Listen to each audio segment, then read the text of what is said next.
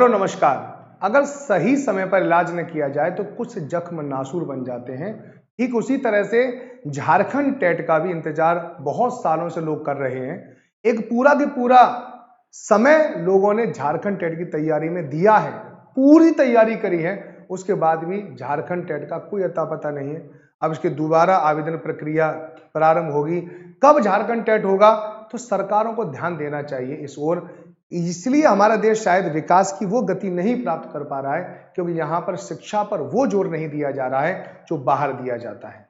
अब ऐसे ही बातें की हैं कोर्ट ने कहा है कि राज्य में टेट का आयोजन कब तक कराएगी सरकार। कड़े शब्दों में कोर्ट ने कहा है कि आप टेट का आयोजन कब कराएंगे। और केवल झारखंड ही नहीं है, उत्तर प्रदेश में भी कितने साल हो गए टेट हुए, उसके बाद अब घोषणा हुई है कि जनवरी में टेट होगा।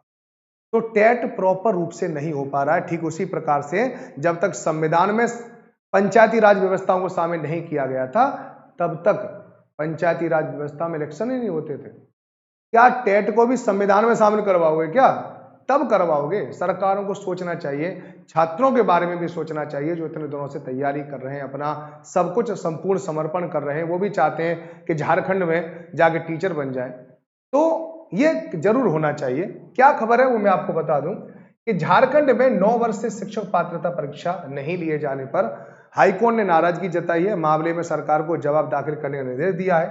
तो जवाब तलब किया है, कहा है कि ऐसा जवाब दो आगे तुम टेट क्यों नहीं करा पा रहे हो, बताओ, है ना।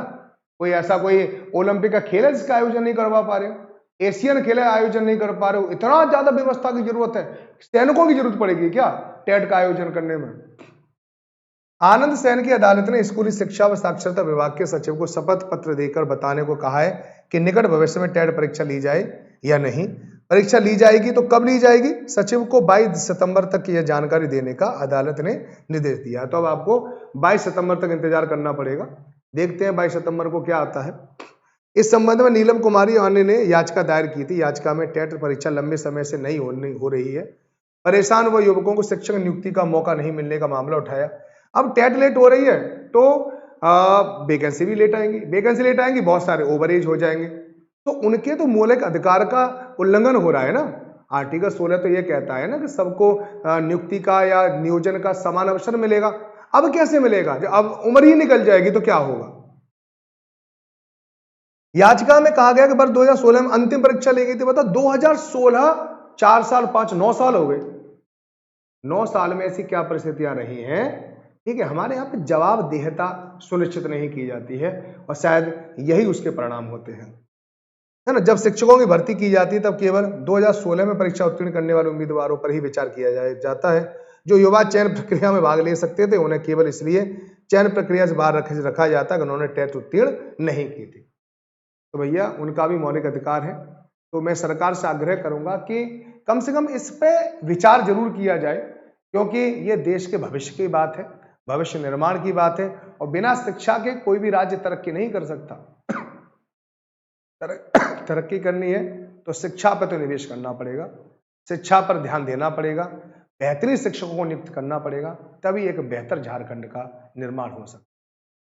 नमस्कार, आपके उज्जवल भविष्य के साथ सिर्फ मैं ये कहना चाहता हूँ झारखंड के जितने भी निवासी हैं जिन्होंने सीटेट दे रखा है तो आप अन्य राज्यों में भी जो जगह निकल रही है, वैकेंसी निकल रही है, ठीक है, वहां पर भी अप्लाई जरूर करें। केवल एक ही चीज के भरोसे न रहें, कहीं भी वैकेंसी निकल रही है जहां पर आप फॉर्म भर सकते हैं उसकी तैयारी लगातार करते रहें। पहले जॉब ले लें, जॉब लेने के बाद फिर अपने होम स्टेट में जब जॉब निकले तो फिर वहां पे भी तैयारी कर लेना और आप वहां से सिलेक्शन हो जाएगा। ट्रांसफर बाद में नहीं होते, लेकिन नई अगर आपको जॉब मिल जाती है तो पुरानी जॉब को छोड़ा भी जा सकता है, लेकिन जॉब मिलना बहुत जरूरी है। तो चाहे उत्तर प्रदेश हो, चाहे झारखंड हो, चाहे मध्य प्रदेश हो, कहीं भी जो आपके आसपास है, जहां जहां भी जॉब निकल रही है ना, तो वहां पर फॉर्म जरूर भरें, मेहनत करें, तैयारी करना शुरू कर दें। और तैयारी करने के संबंध में अगर कुछ भी सूचना चाहिए तो 8368775254 पर मेरे पास कॉल कर सकते हैं। नमस्कार, आपके उज्जवल भविष्य।